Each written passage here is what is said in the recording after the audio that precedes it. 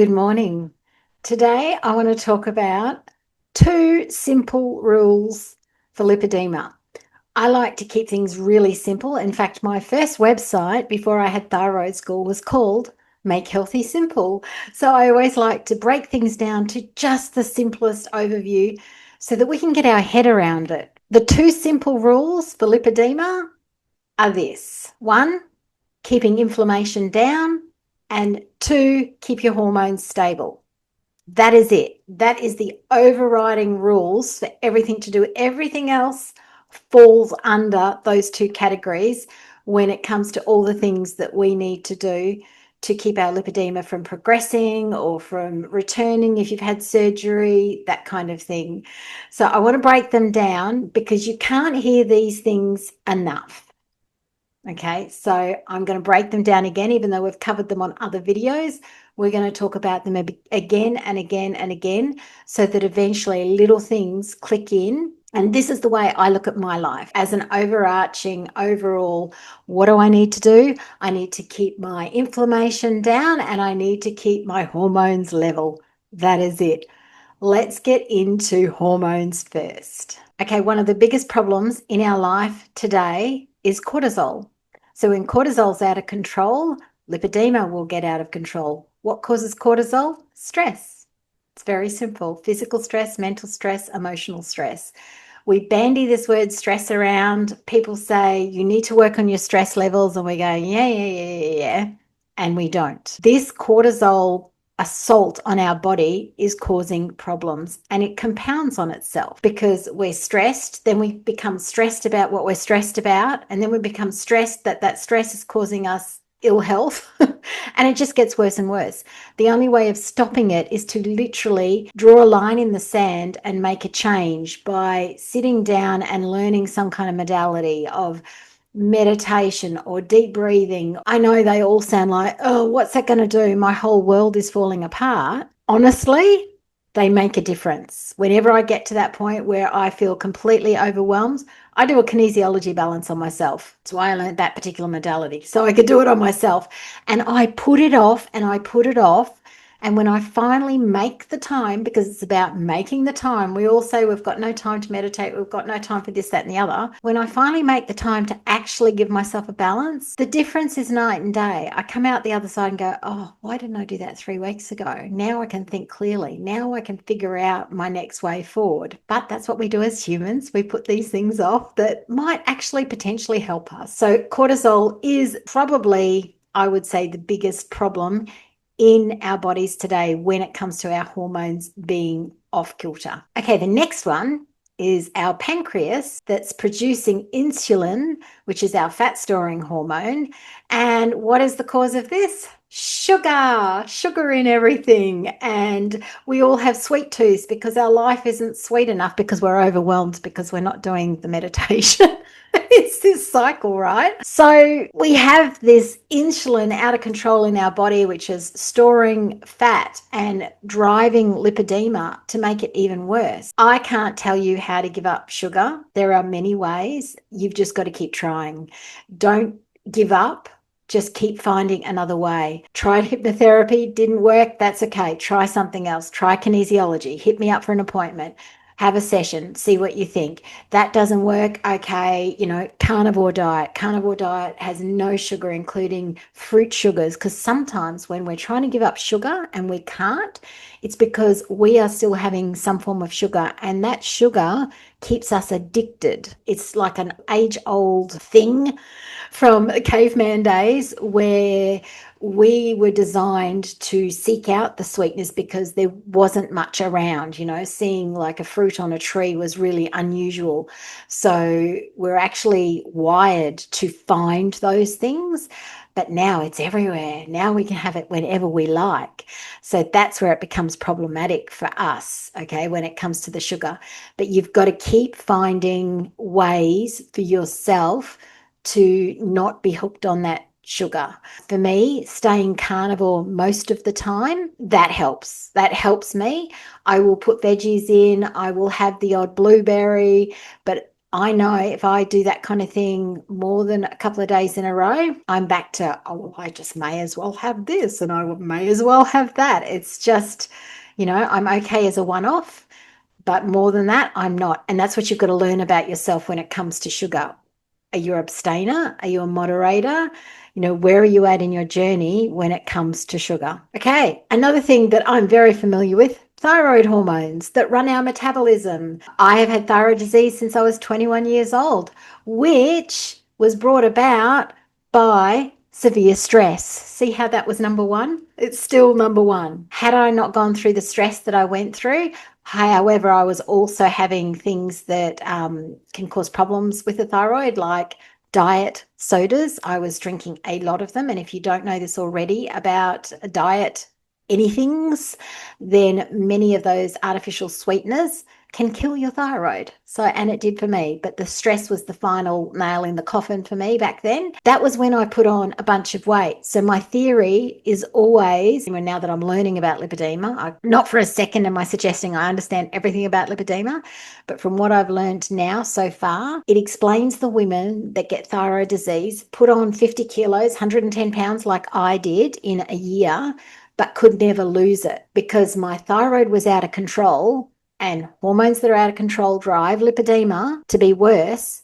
But then once it was finally diagnosed 2 years later and was brought under control with medication, I could never lose that weight. And some women never do. And now my theory is that that's because that weight that was put on was lipedema weight. Thyroid hormones is another big hormonal system to watch out for. Reproductive hormones, estrogen, progesterone, testosterone, aldosterone, there's so many of them. If our reproductive hormones are out, so if you've got things like PCOS, endometriosis, fibroids, any of that kind of thing, if you've got chin hairs, that's aldosterone and PCOS, that is all going to contribute to lipedema being out of control. It's a lot more nuanced than that. I'm just giving you the overarching simple hormones will impact your lipedema. We won't go much further into reproductive because it's just so big. That's a huge, huge topic. But the next one we're going to go into is feel-good hormones, your dopamine, your serotonin, all the things that make you feel good in your head. If they are out, you've got ADHD, you've got any kind of neurological anxiety, depression, anything chronic that's going on. So chronic means you've had it more than 3 months, then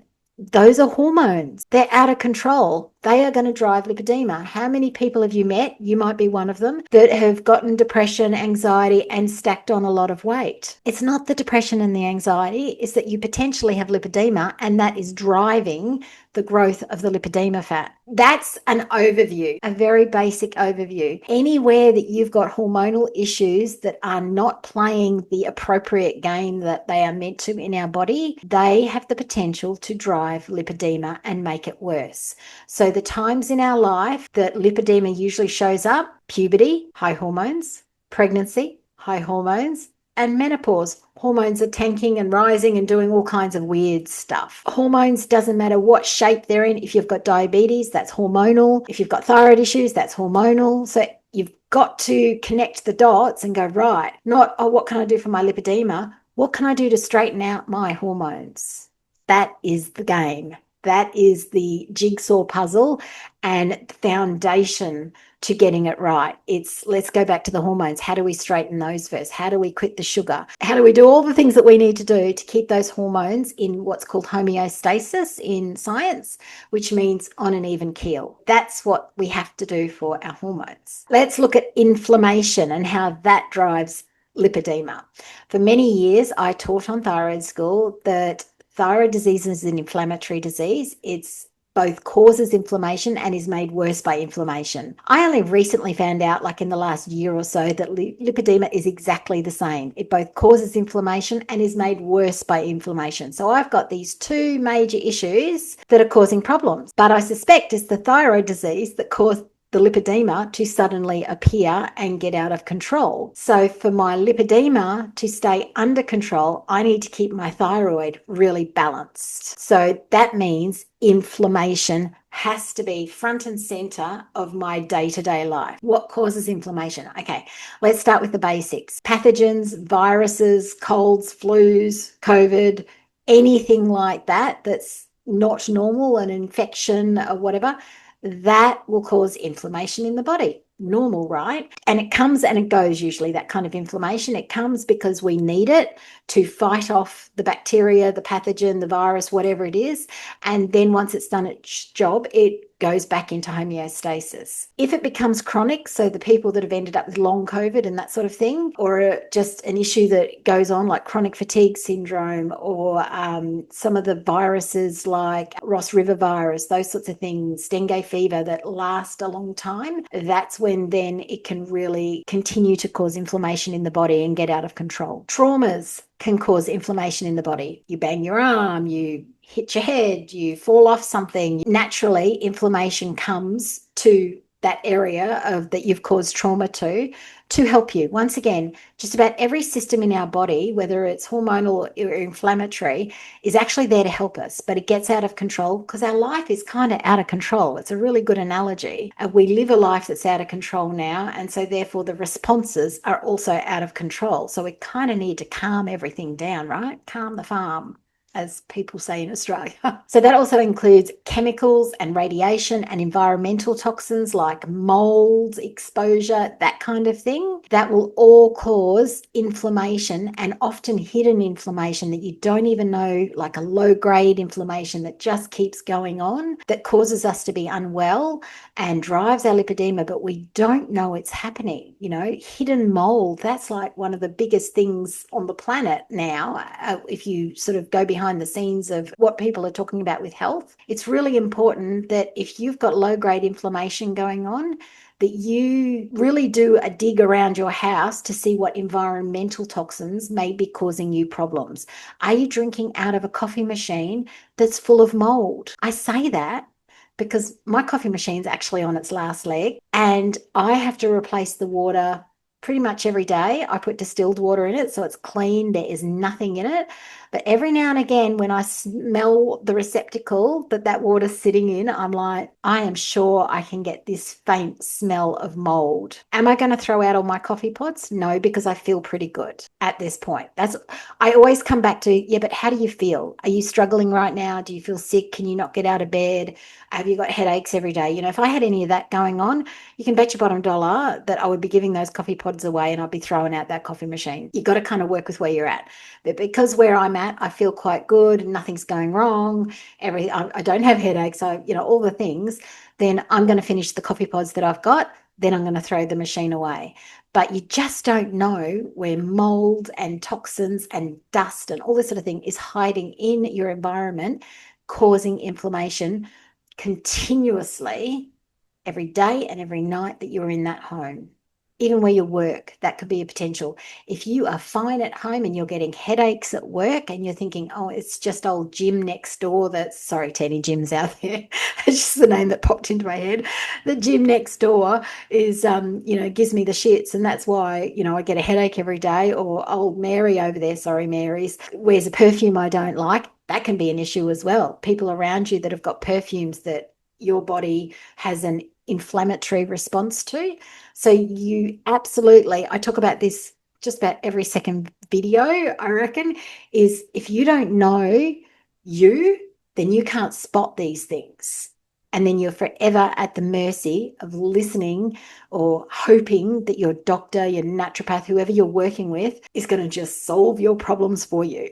Sorry, it ain't going to happen. It's up to you to know you. And therefore you can spot, oh, hang on a sec, I have a headache every single day at work. When I get home, it disappears. So what's at work? What's causing me problems at work? Or I'm fine at work, I'm happy at work, I get home and I'm depressed. Before you blame it on your partner, blame it on your teenage kids or whatever it is you want to blame it on, let's think about first what's at home, what's in your home environment that could be causing these problems in your head. There's so much to think about, but it all comes back to you knowing you. Bottom line. Okay, autoimmune disease is another form of inflammation, low-grade chronic inflammation that goes on and on and on. So I already have an autoimmune disease, although I reversed the antibodies to Hashimoto's many years ago, once I understood it's about calming the immune system down. That's all it is, removing the things that it's got problems with. That's all you do. That's all you have to do. Seriously, it might take you a while, but it's removing the gluten, it's removing the dairy, it's removing anything that may be causing you a problem. Your antibodies will stop attacking your thyroid and you'll go back to zero antibodies. It will always be a genetic weakness for me. So if I ever find myself in a situation where I'm eating the things I shouldn't be eating over time and I'm living in a place that's causing me problems, I've got high levels of stress again, then it's likely the antibodies will come back and that my immune system will attack my thyroid mistakenly. It's never on purpose. When you've got an autoimmune thyroid disease, it attacks it because it's looking for the viruses that are hidden inside your thyroid, right?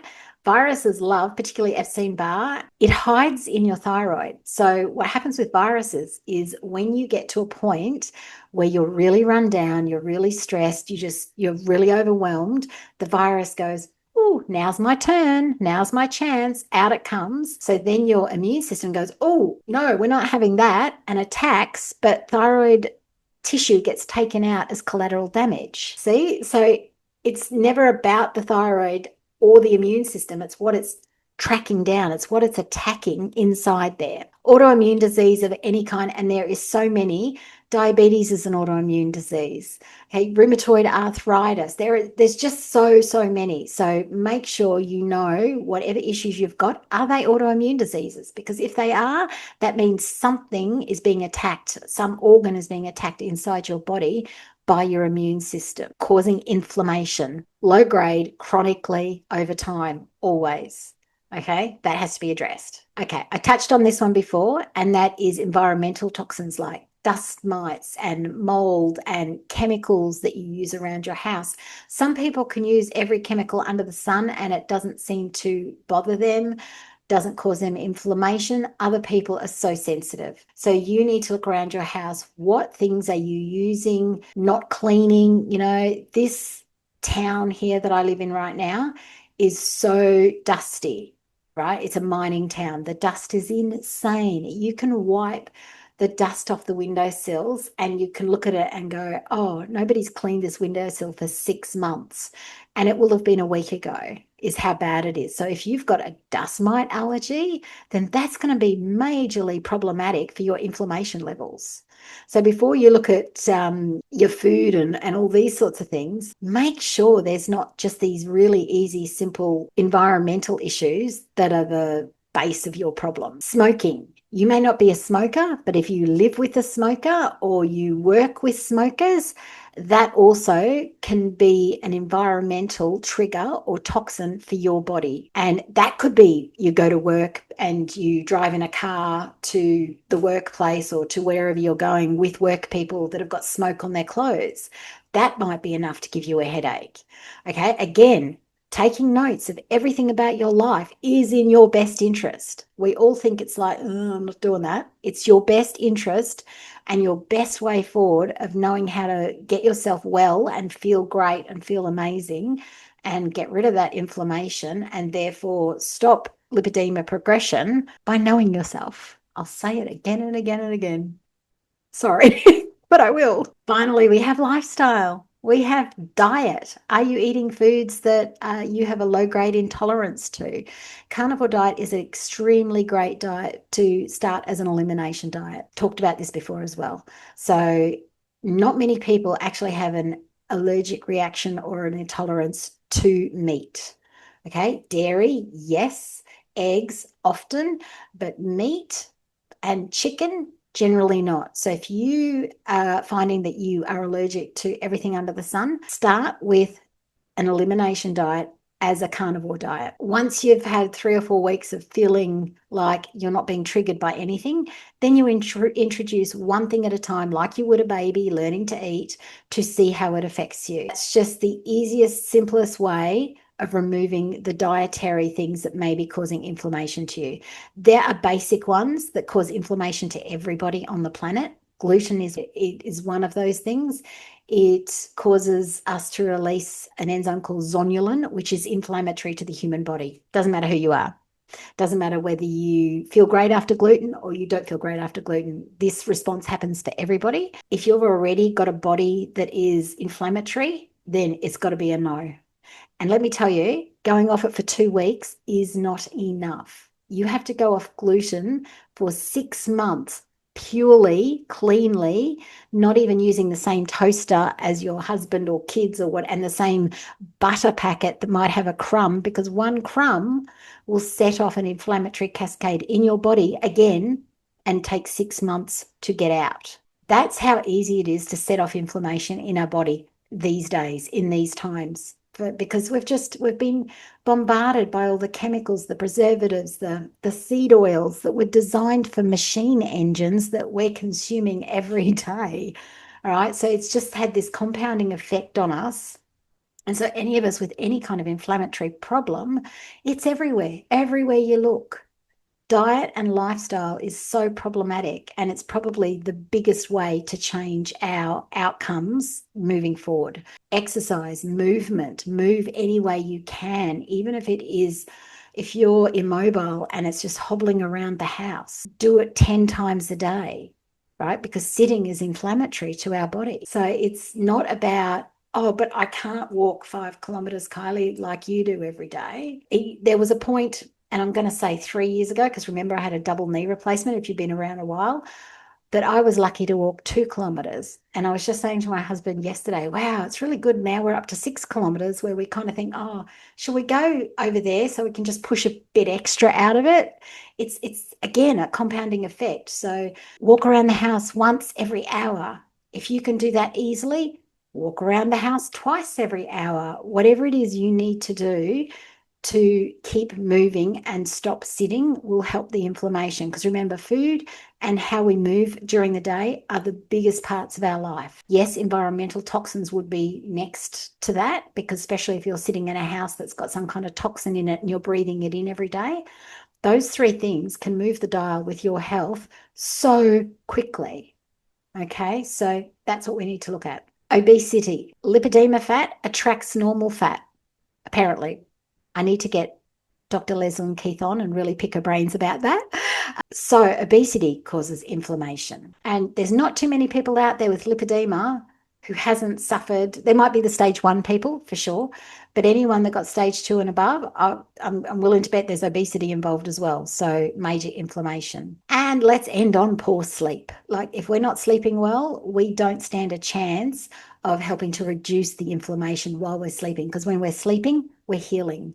That's when our body takes the time, because we're not eating, we're not procreating, we're not doing anything where we're using systems. So our body uses our sleep time to heal, to readjust, to reorganize things, to try and make us better, because we've got this really intelligent body that is trying really hard to keep us on homeostasis. But if we're not sleeping well, if we're, scrolling screens at night before we try to go to sleep, if we're not grounding ourselves, if we're not getting out in the sunshine during sunshine hours, if we're night owls. I was a night owl for so many years. When my husband was working away, I would be up. That's how I managed to write so many books, mind you. Writers tend to be night owls, but it's not good for us. And I was not healthy. I kept going and I was fairly healthy, but I didn't even understand the concept or the impact that bad sleep had on us. I just kept going. So that's it. Inflammation, hormones. Keep it simple. Pick one thing from each sector. What are you going to work on? Doesn't matter. It's whichever one is the easiest for you to start with. Don't try and go straight to the hardest one and, oh, but I need a doctor to run all these salivary hormone tests. And we do that because then we don't have to do anything. And this is tough love, Kylie, coming out and talking to you now. We do that as a way of saving ourselves from change.